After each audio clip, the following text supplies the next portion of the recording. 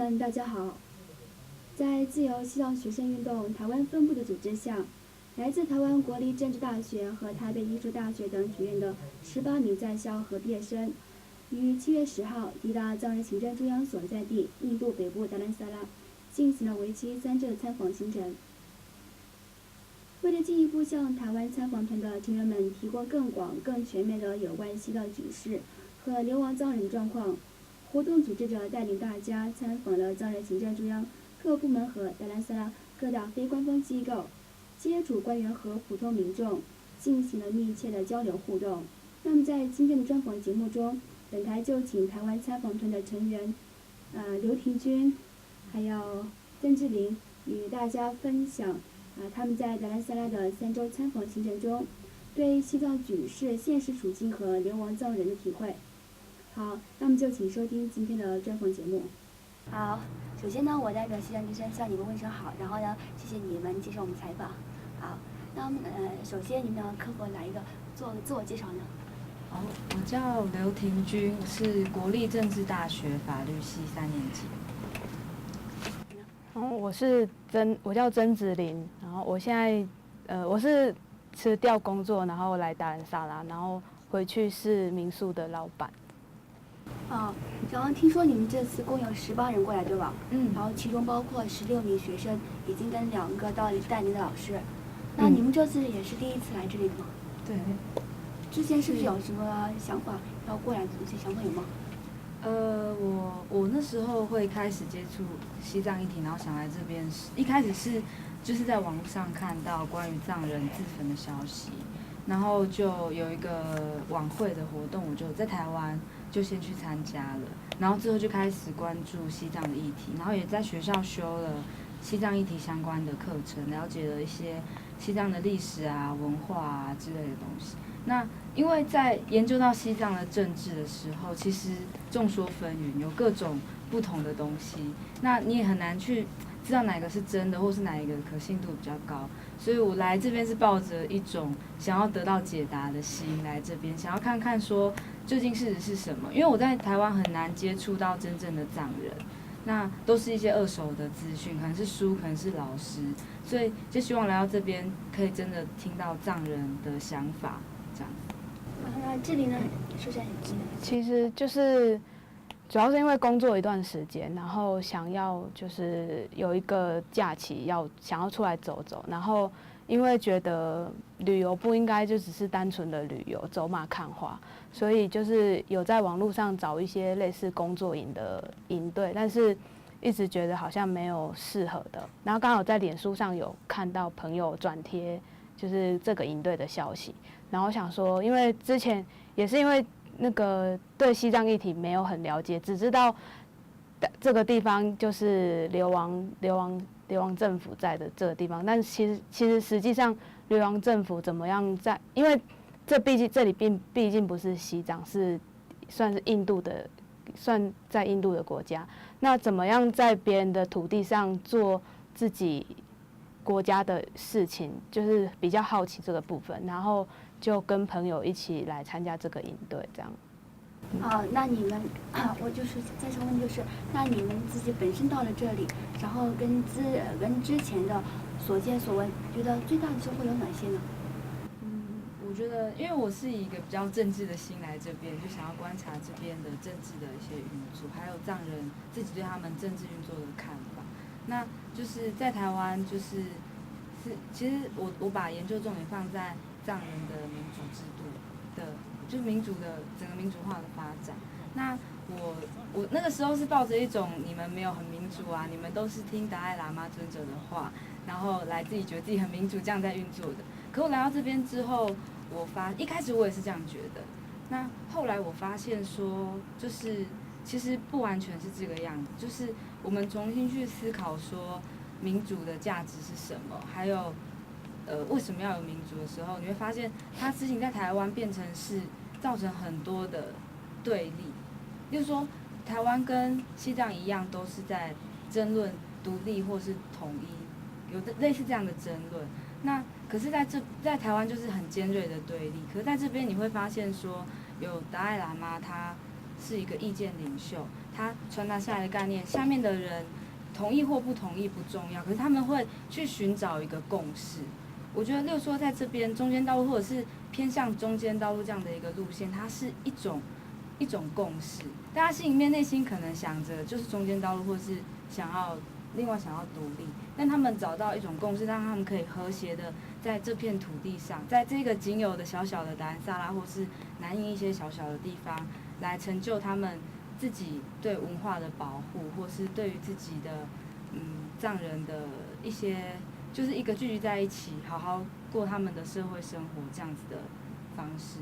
对，就不会是因为在我看来，就是这种东西都是会很尖锐对立的意识形态。可是在藏人身上，我觉得就是藏人不会把时间花在去做这个对立，而是拿来做真的重要的，比如说文化的保存、社会生活的照顾这样。那我们也知道，在中国境内一直都是在封锁有关西藏境内的真实状况，以及跟不断发生的自焚事件。然后呢，这次你们本人到了达兰萨拉之后，对这次在西藏在这流亡社区境内的对西藏问题真实状况又有哪些新的了解呢？志玲，你来说一下。新的了解，对，其实，在台湾的资讯还蛮发达的，所以在这边新的了解就是，我真的去听到很多流亡藏人他们真实的故事。在台湾可能就是每个人都这样啊，或者什么，可是在这里你真的去听到他们说他们怎么样离开他们的家乡，然后来到这个地方，是我觉得那种离家，然后知道自己可能再也不会回去，可是他就是为了到一个更像家的地方。可是那个家又不是真的家，例如说我们去一些藏人家里面，然后他就跟我们说，就是他不会想好好布置这个地方，因为这里不是家。可是他又知道他可能不会回去，他可能这辈子就是在这里了，但他就是没有办法定下来的。不知道那个东西给我很深的感觉。然后还有关于藏人自焚，其实在台湾看到就是一些数字。那在流亡社区里面，你可以看到就是他们真的是他们的同胞自焚了，然后他们出来默默的走一个游行。因为在台湾其实对我来讲，游行就是一个上街呐喊，然后你要吸引人家的注意，来让人家重视你要 push 的这个议题。可是在这边的这个小小的游行，它是一种纪念，一种感召，一种就是只是静静的走在路上，去重新思考自己跟这个民族的关系，然后还有为那一位死去的人祈福，就只是一个很内心的东西，它不是一个很外显、很张狂的要去要求别人聆听的东西。就对我来讲，那个差异在这里。谢谢。然后志玲来说一下，您这次来到达兰萨拉，对西藏问题的又有哪些新的收获是了解？就是刚开始来到这边的时候，其实对自焚这个问题，就是我没有办法想象说一个人到底是承受了什么样的压力，或者是外在的威胁，然后迫使自己真的拿自己的生命，就是去做自焚的这样一个行为。然后当就是有听到就是冈拉姆，因为我们有去访问冈拉姆，然后他有说到，就是因为藏人就是受佛法的教育，然后因为他们就是在没有办法的情况下，他们不会选择就是他们不会做出伤害别人的事情，然后所以才会选择就是用自焚这个行为，就是他们就算他们要做什么样的举动，他们也不会去伤害到别人，所以选择用自焚这个就是可以表达自己作为一个人，然后可以最后仅有的一个自由的这个东西，然后去做自焚的这个举动。我觉得这有一点就是有比较能够让我了解到说藏人为什么就是因为我们在台湾就是也是抗议的举动，就是丢鸡蛋啊，然后就是跟警方产生一些暴力的冲突这样。然后但是在这边就是他们的举动是其实对我看来是很激烈，但是来这边听到真正的想法是，其实他们是选择一种不要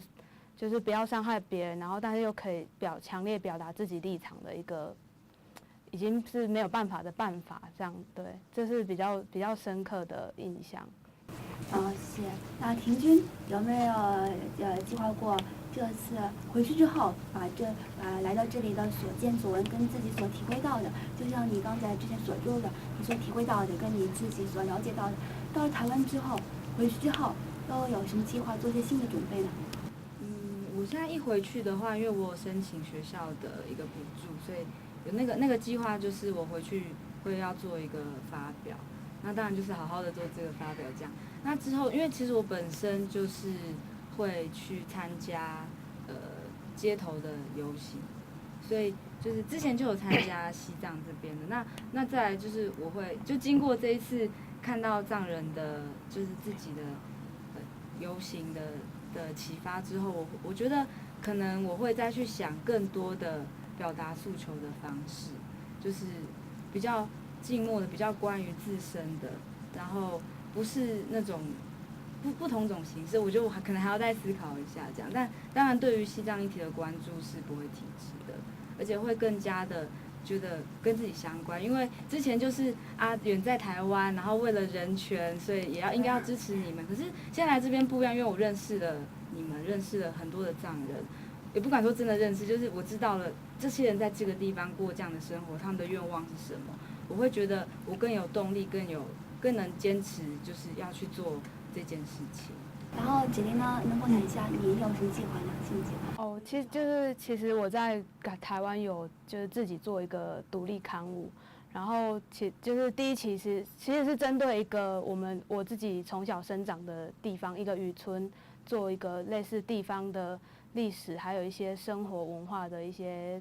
应该是说记录一些生活这样。然后我就是有打算说这一次来到这边，然后把一些看到的事情，或者是觉得可以